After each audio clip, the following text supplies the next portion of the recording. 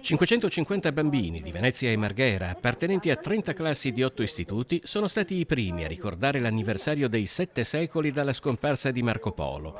Aspettando Marco Polo 700 è un'iniziativa realizzata dall'Associazione di Volontariato Venezia Pesce di Pace.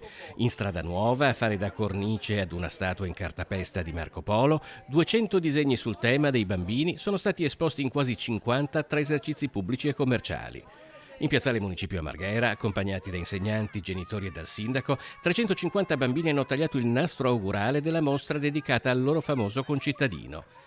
È un modo per far conoscere ai più piccoli un importante personaggio storico veneziano, ha spiegato Nadia De Lazzari, responsabile dell'associazione di volontariato che a Istanbul ha gettato le basi per l'organizzazione di ulteriori progetti per ricordare Marco Polo tra le due città. L'illustre veneziano è passato di qui quando la città si chiamava ancora Costantinopoli, come ricorda l'accademico turco Ilden Ortayli.